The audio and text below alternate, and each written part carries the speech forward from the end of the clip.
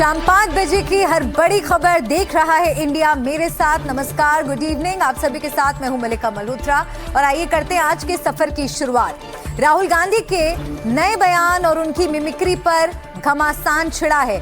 राहुल गांधी ने प्रधानमंत्री मोदी की विदेश नीति पर ऐसे अंदाज में तंज कसा है जिस पर बवाल हो गया है। बीजेपी इसे असंसदीय, अमर्यादित बता रही है, तो दूसरी तरफ कांग्रेस और विपक्ष राहुल गांधी की तरफ से कसे हुए तंज और आरोपों को सही ठहरा रहा है। इस पूरे वार पलटवार के चक्कर में जुबानी जंग उफान पर है।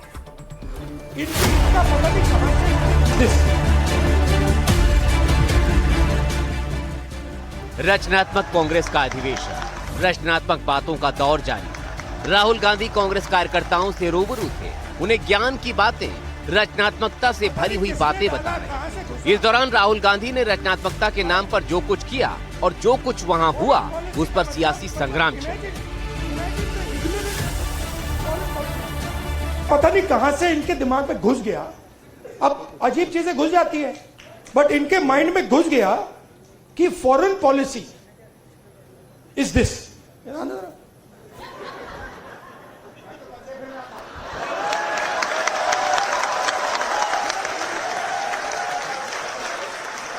अब पता नहीं किसने डाला, कहां से घुसा कि भाई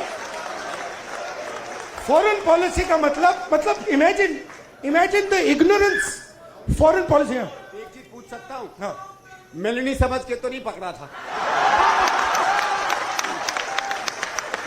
I have not reached there yet. इस बयान पर वहां माहौल में ठहाके लगने लगे, शोर मचने लगा। कार्यक्रम में बड़े बड़े कांग्रेस नेता भी बैठे, वो भी तालियां बजाते और चहकते नजर आए। रचनात्मक कार्यक्रम में ऐसी रचनात्मकता पर कांग्रेस चहक उठी। पता नहीं कहां से इनके दिमाग में घुस गया, अब अजीब चीजें घुस जाती है, बट इनके माइंड में घुस गया कि foreign policy is this.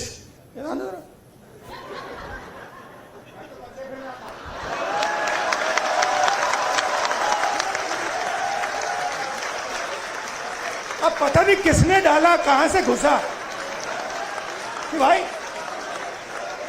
Foreign policy का मतलब imagine the ignorance foreign policy. एक चीज पूछ सकता हूं? हाँ, मिलनी समझ के तो नहीं पकड़ा था? I have not reached there yet. अब प्रधानमंत्री की विदेश नीति पर तंज कसा गया तो बीजेपी से लेकर केंद्र सरकार के मंत्रियों ने पलटवार की जिम्मेदारी संभाली और भर भर कर राहुल गांधी पर आरोप लगाए, उनकी सोच पर हमले किए। राहुल गांधी एलओपी नहीं दिखते हैं, लगता है कोई नौटंकी मंडली के एक पात्र। ये राहुल गांधी जी को हार का जो डेस्परेशन है ये स्पष्ट रूप से राहुल गांधी में देखने के लिए मिल रहा है। दुर्भाग्यपूर्ण है, कठोर निंदनीय है। उन्होंने अभद्र बयान आज प्रधानमंत्री श्री नरेंद्र मोदी जी पे दिया है, उससे वो नेता प्रतिपक्ष नहीं एक फेल्ड स्टैंड अप कॉमेडियन लग रहे थे। उसके अब बयानों पर राहुल गांधी को बीजेपी ने घेरा तो कांग्रेस से लेकर विपक्ष ने भी जुबानी लाठी बल्लम और ढाल लेकर राहुल गांधी का बचाव किया। विपक्ष की दलील है कि राहुल गांधी की बात को हल्के फुल्के अंदाज और राजनीतिक व्यंग के तौर पर लिया जाना चाहिए। इन बातों के साथ भी विपक्ष ने सरकार को घेरने की कोशिश की। पहले तो उसको इतना सीरियसली लेना नहीं चाहिए। कुछ चीज़ें ऐसी होती हैं जो जिसको कहा जाए कि ऐसे ही लोग हंसी मजाक के लिए भी कहते हैं और उसको गंभीरता से लेने की आवश्यकता नहीं है।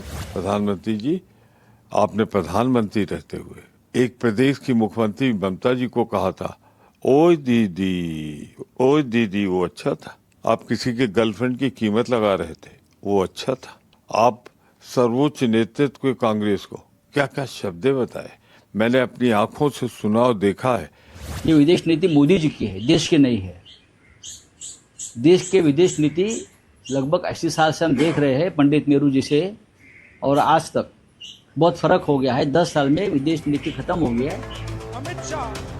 राहुल गांधी ने अधिवेशन में सिर्फ मोदी सरकार की विदेश नीति पर सवाल नहीं उठाए, उनकी नींद से लेकर गृह मंत्री अमित शाह पर भी हमला किया। जिस दिन तक नरेंद्र मोदी अपना इस्तीफा नहीं देंगे, अमित शाह नहीं हटेगा, उस दिन तक नरेंद्र मोदी और अमित शाह नहीं सो पाएंगे। तो हम जगा के रखेंगे, पूरी रात जगा के रखेंगे, जब तक वो कोलैप्स करके कहें कि भैया ये हमारी बस की नहीं है, माफ करो, छोड़ दो हमें। दूसरी तरफ कांग्रेस के प्रदर्शन में बंदर के इस्तेमाल को लेकर भी विवाद खड़ा हो गया। बंदर के सॉफ्ट टॉय को लेकर उस दौरान की गई नारेबाजी पर बीजेपी ने कड़ी आपत्ति जताई। बीजेपी ने इसे शर्मनाक और अपमानजनक बताया, तो कांग्रेस ने भी इस पर जवाब दिया। कांग्रेस को डूब के मर जाना चाहिए। मदारी अपने आप को घोषित कर दिया, बंदर लेकर के आ रहे हैं, घुमा रहे हैं। कहीं कोई सांसद मदारी नहीं हो सकता, लेकिन वो आप इतना बिलो द बेल्ट कि बंदर लेकर के आ गए। देश की भावना को आदर करना चाहिए और वही कर रहे हैं हम। देश की जुबान, देश की सोच, देश अब बेसब्र हो चुका है इस सरकार से। वो आपको देश की गलियों में दिख रहा है, देश की संसद में दिख रहा है। फिलहाल बयानों के तीर उछल रहे हैं। हर जुबानी बाण के जवाब में दूसरी तरफ से जुबानी बाण छोड़ा जा रहा है। अब बीजेपी राहुल के वार का जवाब कैसे देगी, देखना। Bureau report, NDTV India. अब बात करते हैं उत्तर प्रदेश की सियासी हलचल की। यूपी चुनाव से पहले आधी आबादी को अपने पाले में करने के लिए जंग छिड़ गई है। समाजवादी पार्टी के राष्ट्रीय अध्यक्ष अखिलेश यादव ने दावा किया है कि बीजेपी चुनाव जीतने के लिए महिलाओं को 50,000 रुपए देने की स्कीम ला रही है। अखिलेश ने इस योजना को पाप की कमाई बताया है। इस पर यूपी की सियासत में गहमागहमी बढ़ गई है। उत्तर प्रदेश की सियासत में महिला वोटर इस बार सबसे बड़ा केंद्र बन गई है। समाजवादी पार्टी के मुखिया अखिलेश यादव ने सोशल मीडिया पर दावा किया कि बीजेपी हार के डर से महिलाओं को लुभाने के लिए 50,000 रुपए देने वाली योजना लाने की तैयारी में है। अखिलेश यादव ने ट्वीट करके लिखा, भाजपा के पास चुनाव जीतने के लिए पैसे के सिवा कुछ नहीं बचा है। वो भी भाजपा की पाप की कमाई है, जिससे उत्तर प्रदेश की धार्मिक महिलाएं कभी नहीं देंगी। बीजेपी के इस कथित दाव को काटने के लिए अखिलेश यादव ने अपना बड़ा चुनावी कार्ड भी खेल दिया। अखिलेश यादव ने साफ ऐलान किया कि उत्तर प्रदेश में समाजवादी पार्टी की सरकार बनते ही महिलाओं को सालाना 40,000 रुपए की आर्थिक मदद दी जाएगी। इतना ही नहीं, इस सम्मान राशि में हर साल बढ़ोतरी भी की जाएगी। अखिलेश यादव ने ट्वीट में आगे लिखा, जन आक्रोश के डर से आज भाजपा के नेता, संगी साथी, कार्यकर्ता, समर्थक, झंडे, बैनर सब डर के मारे भूमिगत हो गए हैं। यहाँ तक कि भाजपा से अब कोई टिकट भी नहीं लेना चाहता। मंदिर में चोरी और बच्चों पर हमले के बाद भाजपा के पास ना तो नैतिकता बची है, ना साहस, इसलिए वो पैसे का सहारा ले रहे हैं। हम 40,000 से करेंगे शुरुआत, जिसमें बढ़ोतरी होगी हर साल। यूपी में महिला वोटरों की ताकत को हर दल समझ चुका है। एक तरफ बीजेपी जहां अपनी कल्याणकारी योजनाओं के भरोसे है, वहीं अखिलेश यादव ने सीधे कैश ट्रांसफर का दांव खेलकर सरकार को बैकफुट पर धकेलने की कोशिश की है। रणवीर सिंह की रिपोर्ट, एनडीटीवी इंडिया। और ये खबर भी यूपी से, जहां वक्फ बोर्ड की संपत्तियों को लेकर राज्य के पूर्व मंत्री मोहसिन रजा ने बड़ा दावा करते हुए कहा कि उत्तर प्रदेश के सरकारी दस्तावेजों से करीब 73,000 संपत्तियां अचानक गायब हो गई हैं। उन्होंने मुख्यमंत्री योगी आदित्यनाथ से मुलाकात कर एसआईटी जांच की मांग की है। मुख्यमंत्री ने भी इस पर कड़ी कार्रवाई का आश्वासन दिया है। सरकारी कागजों से कैसे गायब हो गई वक्फ की 73,000 संपत्तियां? क्या इन संपत्तियों को अवैध रूप से बेच दिया गया या फिर उन पर भू माफियाओं ने अवैध कब्जा कर लिया? ये सवाल उठाए हैं यूपी के पूर्व मंत्री मोहसिन रजा ने। क्या वक्फ बोर्ड के भीतर बैठे अधिकारी और माफियाओं का गठजोड़ चल रहा है? मोहसिन रजा का आरोप है कि दशकों से वक्फ की संपत्तियों की बंदर बांट की जा रही थी और जब डिजिटल और नए रिकॉर्ड्स खंगाले गए तो एक बहुत बड़ा अंतर सामने आया है। इस खेल को बेनकाब करने के लिए मोहसिन रजा ने यूपी के सीएम योगी आदित्यनाथ से मुलाकात की और एसआईटी के गठन की मांग की। मोहसिन रजा ने एनडीटीवी से बात करते हुए कहा कि सपा, बसपा और कांग्रेस के दौर में मुस्लिमों की रहनुमाई करने वालों ने गलत तरीके से वक्फ की संपत्तियां बेच दी।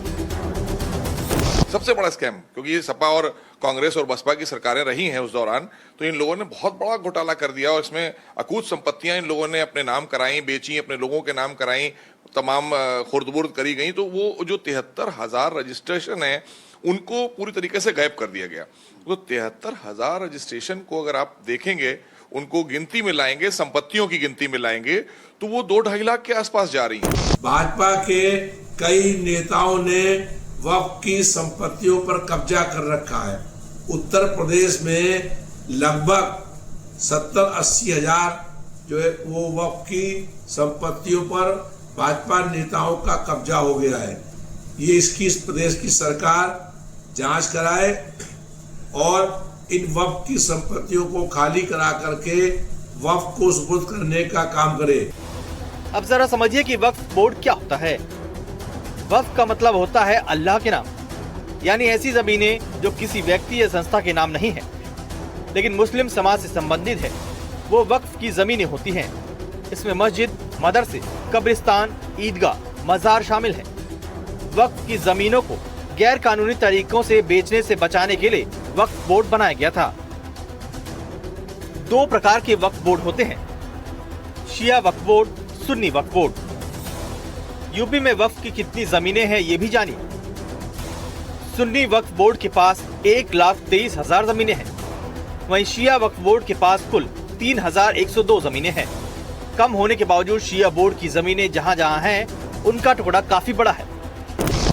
बहरहाल मुख्यमंत्री योगी आदित्यनाथ ने इस पूरे मामले को बेहद गंभीरता से लिया है और त्वरित तथा निष्पक्ष जांच कराने का भरोसा दिया है। अब देखना होगा कि उत्तर प्रदेश की इन 73,000 गायब संपत्तियों का राज कैसे खुल पाता है। रणवीर सिंह की रिपोर्ट, एनडीटीवी इंडिया।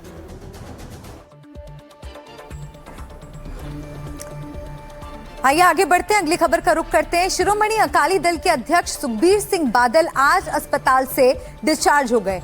उन पर नांदेड़ में हमला हुआ था। डिस्चार्ज होने के बाद उन्होंने उन लोगों पर सवाल उठाए, उन्हें चुनौती दी जो उन पर हमला कर रहे हैं। लेकिन इन सबके बीच बड़ा सवाल यह है कि आखिर सुखबीर सिंह बादल पर बार बार हमला क्यों हो रहा है।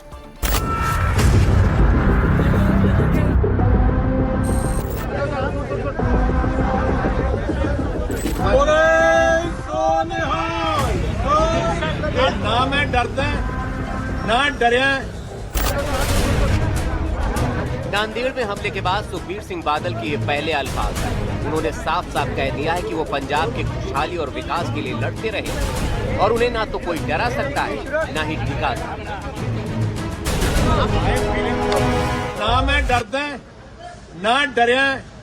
मैं इन्ना कहना चाहना, श्रोमणी अकाली दल पंजाब दी भाईचारक सांझ दा वचनबंद है। श्रोमणी अकाली दल हर कुर्बानी दे सकता है, पर साडे वास्ते पंजाब की तरक्की ते देश की तरक्की 1 नंबर ते है।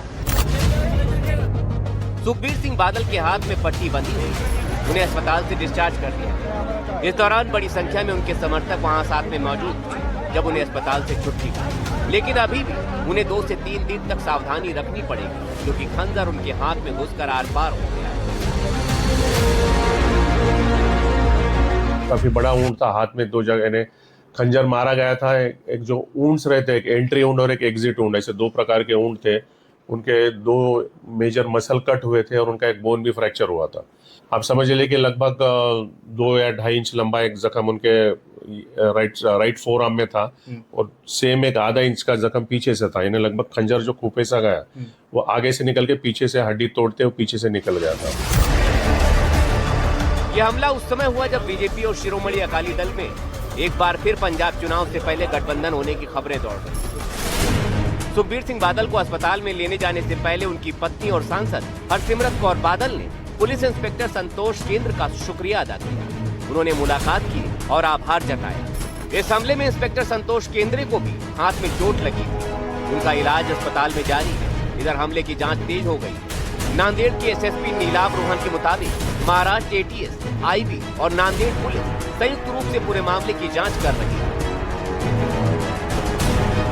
मगर इसमें जो बड़ी बात जो समझने की है, और मैं चाहूंगा गवर्नमेंट ऑफ इंडिया इसमें सीबीआई इंक्वायरी मांग करे। आज फडणवीस सरकार, गवर्नमेंट ऑफ इंडिया इस पे सीबीआई इंक्वायरी अगर मांग करेगी और 24 के इंसिडेंट को हरपाल रंधावा एसपी इन्वेस्टिगेट होए, अरेस्ट होए, उस वक्त की पंजाब पुलिस का रोल इन्वेस्टिगेट होए, उनका क्या लेना देना था नारायण चौड़े के साथ, क्या प्यार था, वो इन्वेस्टिगेट होए, क्योंकि ये दोनों एक एरिया से आते हैं गुरदासपुर से। फिर आज का होए, फिर समझ आए कि इसके पीछे कौन है, नहीं तो कल फिर हो सकता है। ये जांच जड़ी है सीबीआई तो सेंट्रल सरकार भी करावे, तो जड़ी लोकल ਸਰਕਾਰ ਹੈ ਉੱਥੇ ਸਟੇਟ ਸਰਕਾਰ ਆ ਮਹਾਰਾਸ਼ਟਰ ਦੀ ਉਹ ਆਪਣੀਆਂ ਏਜੰਸੀਆਂ ਤੋਂ ਵੀ ਕਰਾਵੇ ਤਾਂ ਜੋ ਸੱਚ ਜਿਹੜਾ वो सामने आ सके तो लोगों को सच का पता लग सके। वहाँ का लोकल रहने वाला नहीं है, पिछले 2 वर्षों से वहाँ पर आकर गुरुद्वारे में सेवा करता था। तो किन कारणों से वो पंजाब छोड़कर यहाँ था, क्या था और किस कारण से उसने हमला किया, क्योंकि कोई उन्होंने ऐसा भाषण नहीं दिया, कुछ नहीं किया, क्या कारण रहा होगा। आरोपी की पहचान 62 साल के जसपाल सिंह के रूप में हुई है, जो मूल रूप से पुणे का रहने वाला है। उसने बीकॉम और एलएलबी की पढ़ाई की है और कुछ समय तक वकालत की। बताया जा रहा है कि वो करीब 2 साल से नांदेड़ में रहकर धार्मिक सेवा से जुड़ा हुआ था। ये पहला मौका नहीं है जब सुखबीर सिंह बादल पर हमला हुआ है। 2 साल के अंदर उन पर दूसरी बार हमला हुआ। इससे पहले दिसंबर 2024 में उन पर अमृतसर के स्वर्ण मंदिर में हमला हुआ था। मंदिर के प्रवेश द्वार पर उन पर गोली चलाई गई थी। उस हमले में वो बाल बाल बच गए थे। इसके बाद नांदेड़ में उन पर हमला हो गया। सुखबीर सिंह बादल को Z+ सुरक्षा मिली थी। इसके बावजूद 2 साल में 100 हमले सुरक्षा व्यवस्था पर गंभीर सवाल खड़ा करते हैं। सवाल ये है, धार्मिक स्थलों की खुली व्यवस्था और भारी भीड़ के बीच उच्च श्रेणी की सुरक्षा कितनी प्रभावी है। सवाल ये भी है कि बार बार आखिर सुखबीर सिंह बादल पर हमला क्यों होता है, इसका जिम्मेदार कौन है। Bureau report, NDTV India.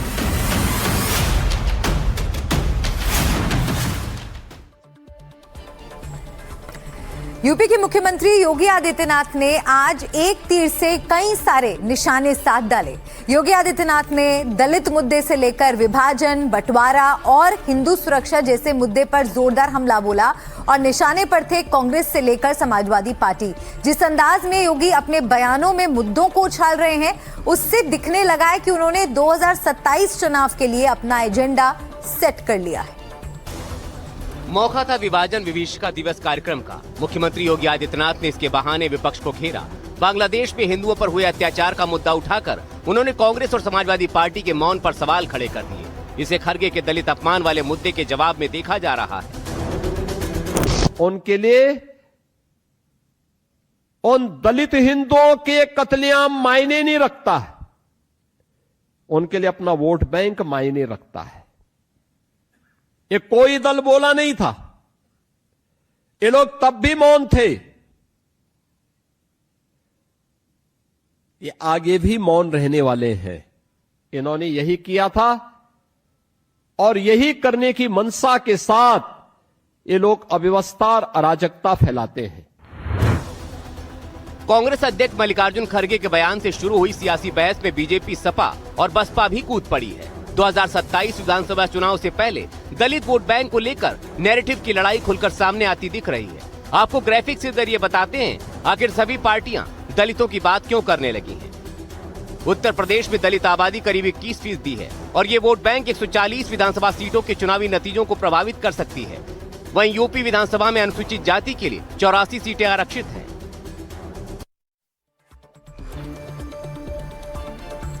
आइए अब अगली खबर का रुख करते हैं। फुकेत से दिल्ली आ रही एयर इंडिया की फ्लाइट AI 2379 से जुड़ा ऐसा खुलासा हुआ है जिसने एविएशन इंडस्ट्री को हिला दिया है।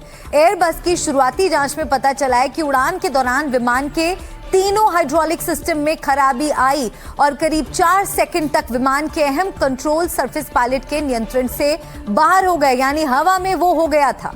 सवाल यह है कि आखिर उन 4 सेकंड में आसमान में क्या हुआ था? क्या ये सिर्फ पायलट की गलती थी या विमान ही खराब था?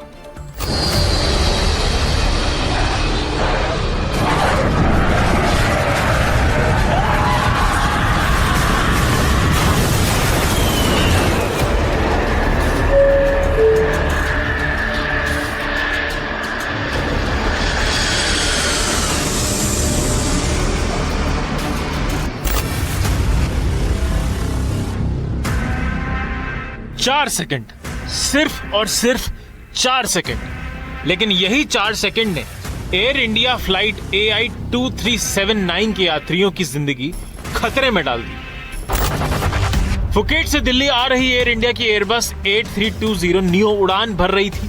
सब कुछ सामान्य था, लेकिन अचानक विमान ने नियंत्रण खोना शुरू कर दिया। यात्रियों को जोरदार झटका लगा, केबिन क्रू हवा में उछल गए और विमान तेजी से नीचे जाने लगा। एयरबस की शुरुआती तकनीकी जांच ने एक बड़ा खुलासा किया है। ब्लैक बॉक्स यानी डिजिटल फ्लाइट डेटा रिकॉर्डर के विश्लेषण में पता चला कि विमान के एलिवेटर और एलरॉन समेत अहम कंट्रोल सरफेस 4 सेकंड तक काम नहीं कर रहे थे। यानी जिस सिस्टम से विमान ऊपर नीचे होता है, बाएं दाएं मुड़ता है और स्थिर रहता है, वो अचानक फेल हो गया। एयरबस जो इस विमान का मैन्युफैक्चरर है, 5 तारीख सुबह 1 बजे उन्होंने इस फ्लाइट इंसिडेंट को एनालाइज करने के बाद एयर इंडिया को एक रिपोर्ट भेजा है और उस रिपोर्ट में कहा गया है कि 4 सेकंड के लिए ये विमान आउट ऑफ कंट्रोल रहा था और उस 4 सेकंड में पायलट का जो भी इनपुट था वो कुछ रजिस्टर नहीं हो रहा था और इसी वक्त उस विमान पे एक स्टॉल वार्निंग का आवाज सुनाई दिया, स्टॉल स्टॉल स्टॉल स्टॉल ऐसे, और कॉकपिट इंस्ट्रूमेंटेशन में पता चला कि स्टॉल होने वाला था। स्टॉल का मतलब ये है कि विमान का जो विंग्स है उसमें लिफ्ट नहीं आ रहा है और विमान उस स्थिति में क्रैश कर सकता है। दरअसल विमान के तीनों हाइड्रोलिक सिस्टम में एक साथ खराबी दर्ज हुई। हाइड्रोलिक सिस्टम ही विमान के कंट्रोल सरफेस चलाते हैं, एलिवेटर जो विमान की नाक ऊपर या नीचे करते हैं, एलरॉन जो विमान को लेफ्ट या राइट घुमाते हैं और स्पॉइलर जो स्पीड कम करने और विमान को नीचे लाने में मदद करते हैं।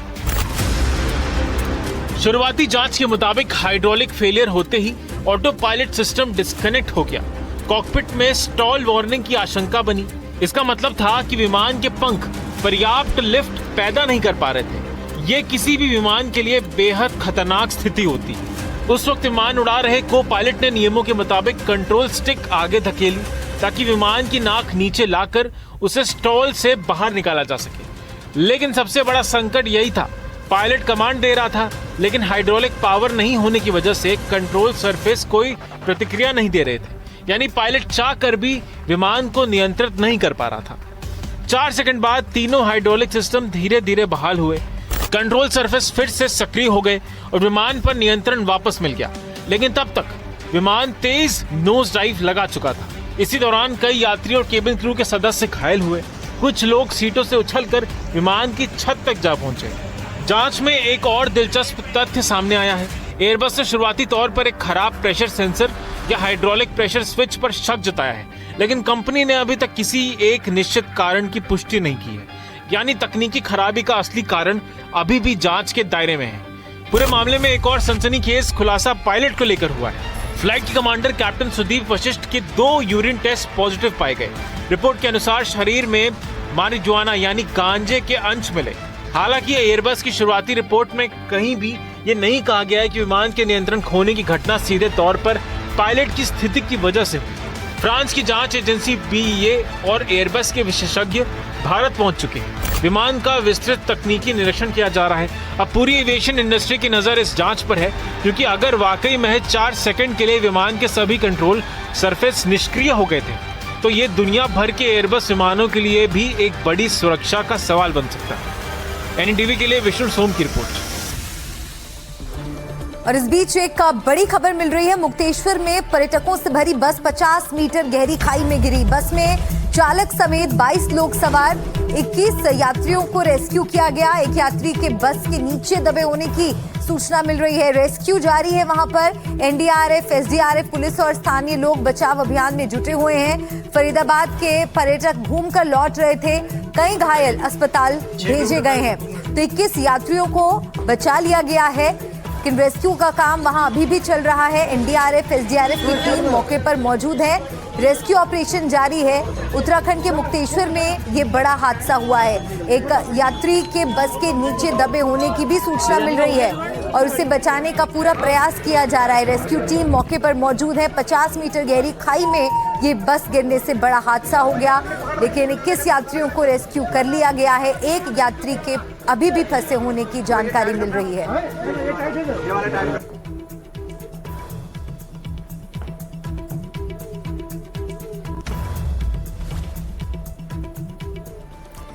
इस बड़ी खबर से जुड़ी अपडेट्स आगे भी हम आप तक पहुंचाएंगे। फिलहाल वक्त एक ब्रेक का हो गया है।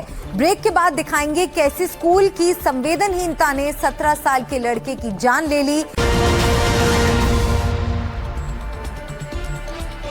ब्रेक के बाद एक बार फिर से आपका स्वागत है। देख रहा है इंडिया में। अब रुक करते हैं इस वक्त की एक बड़ी खबर का, कॉकरोच विवाद पर सीजीआई की सफाई, बयान को गलत तरीके से पेश किया गया, युवाओं को गुमराह करने की कोशिश हुई, कोर्ट रूम के क्लिप्स काटकर वायरल किए गए, जो कहा नहीं गया उसे भी मेरे नाम से जोड़ा गया। तो सीजीआई ने इस पूरे विवाद पर अपनी बात रखी है और उन्होंने कहा है कि युवाओं को गुमराह करने की कोशिश यहां पर की गई, जो नहीं भी कहा गया था उसे भी मेरे नाम से जोड़ा गया, कोर्ट की क्लिप्स को काटकर वायरल किया गया।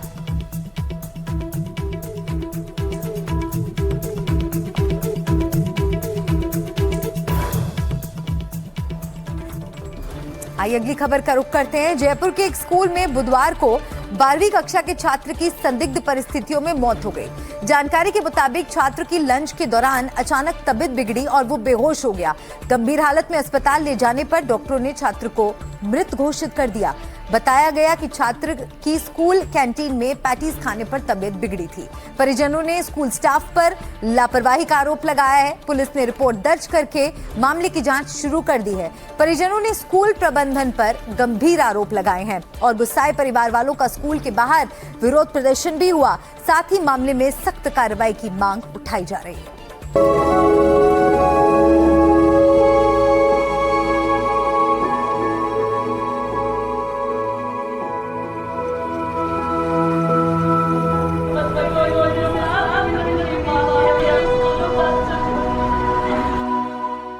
वो बच्चा ग्राउंड पर ही गिर गया। वो अंदर ही अंदर तड़प रहा था। वो बेहोश हो गया। उसे उठाकर सोफे पर लिटा दिया गया। उसका शरीर नीला पड़ रहा था, लेकिन टीचर उसे थपकी दे रहे थे। घर वालों को फोन करते रहे, बुलाते रहे, 4 पहिया गाड़ी लाने की बात करते रहे, लेकिन ये नहीं बताया कि उसकी हालत बहुत खराब हो गई। मोटरसाइकिल मत भेजना, चाबियां भेजना। मैं टेंशन बढ़ गई।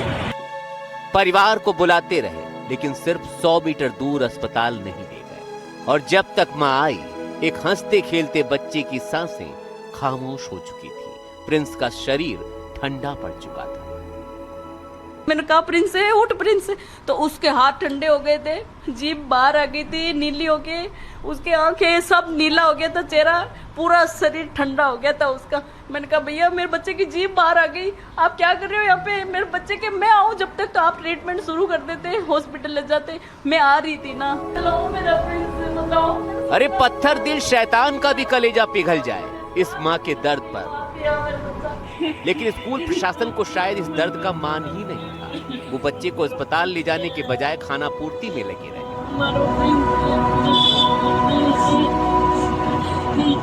जयपुर के झोटवाड़ा का महाराणा प्रताप स्कूल, जो दूसरों को ज्ञान बांटता है, बच्चों को ज्ञान सिखाता है, उनके प्रशासन को इतना ज्ञान तक नहीं रहा कि बच्चे की हालत खराब हो रही है, उसकी जान पर भारी पड़ सकती है। ये समझना उन्होंने मुनासिब नहीं समझा।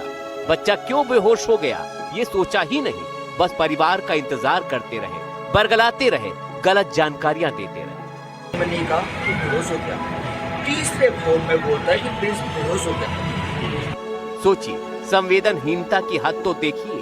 स्कूल से अस्पताल सिर्फ 200 कदमों की दूरी पर था, लेकिन बजाय उसे अस्पताल पहुंचाने के स्कूल वाले माँ बाप की सिर्फ राह देखते रहे। 45 मिनट तक वो बच्चा गले के अंदर फंसी पेटीज को लेकर पड़ा रहा।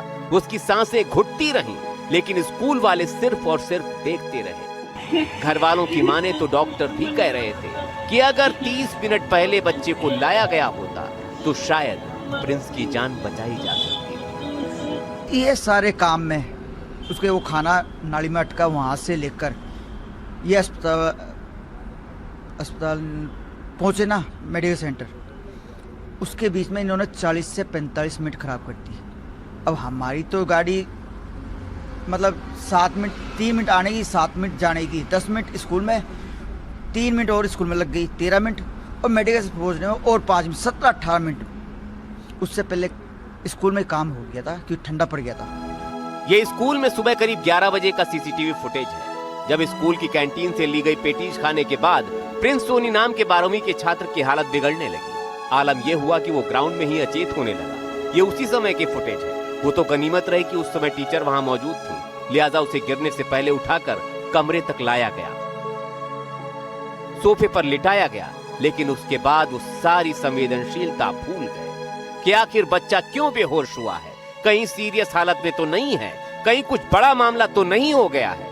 छोड़ दिया बच्चे को लापरवाह यूं ही। जिस समय वो प्रिंस सोनी को बेहोश समझ रहे थे, वो हर एक पल मौत की तरफ बढ़ रहा था। गले में फंसी पेटीज उसकी जिंदगी की डोर को कस रही थी और स्कूल वाले उसे बेहोश समझकर सिर्फ इंतजार करते रहे। पेटीज खाया उसने।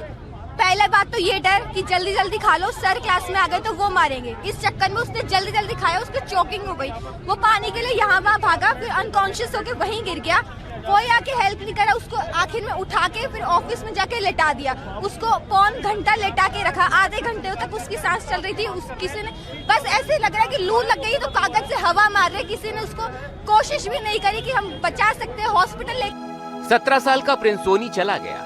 अब माँ बाप को इंसाफ की दरकार है। इस कोशिश में वो प्रदर्शन कर रहे हैं, स्कूल के खिलाफ एक्शन की मांग कर रहे हैं। उनके साथ समाज के तमाम लोग भी खड़े हैं, मांग कर रहे हैं कि दोषियों के खिलाफ एक्शन होना चाहिए। परिजनों की रिपोर्ट पे स्कूल प्रशासन के खिलाफ लापरवाही का मुकदमा दर्ज किया जा चुका है, उसकी जांच की जा रही है। यहाँ से जो सीसीटीवी फुटेज थे वो हमने हमारे कब्जे में ले लिए हैं। यहाँ की एफएसएल जांच कराई जा चुकी है।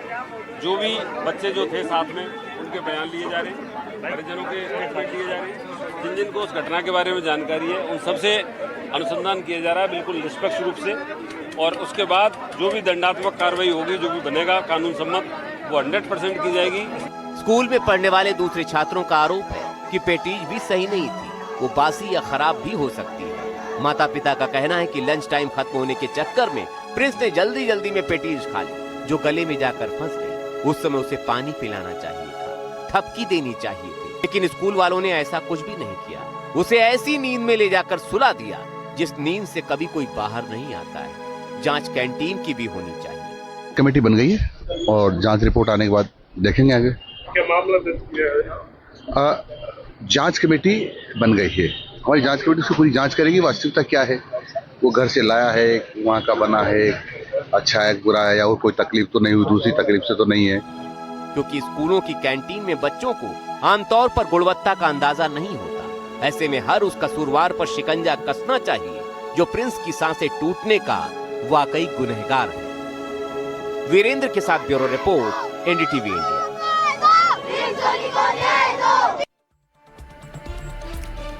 और इस बीच एक बड़ी खबर मिल रही है। कोच्चि में डीवाईएफआई ने सीएम दफ्तर का घेराव किया। डीवाईएफआई का सीएम सतीशन के दफ्तर तक मार्च। नेताओं की गिरफ्तारी की जांच की मांग। एमडीएमए मामले को लेकर सड़क पर उतरी डीवाईएफआई, उच्च स्तरीय जांच की मांग पर अड़े। तो कोच्चि में सीएम दफ्तर का घेराव करने का यहाँ प्रयास हो रहा है। यूथ कांग्रेस नेताओं के अरेस्ट का ये पूरा मामला है। एमडीएमए मामले को लेकर सड़क पर डीवाईएफआई उतरी है और कोच्चि से ये तस्वीरें आपको दिखा रहे हैं इनके प्रदर्शन की। सीएम दफ्तर का घेराव करने के लिए ये लोग यहाँ पर पहुंचे हैं और पानी की बौछार यहाँ पर प्रदर्शन कर रहे लोगों पर की जा रही है। तो यहाँ से इन प्रदर्शनकारियों को खदेड़ने के लिए आप देख सकते हैं किस तरह से पानी का प्रयोग किया जा रहा है। बैरिकेड्स यहाँ पर लगा दिए गए हैं ताकि ये लोग आगे ना जा सकें। कोच्चि में सीएम दफ्तर का घेराव यहाँ पर करने का प्रयास किया जा रहा है।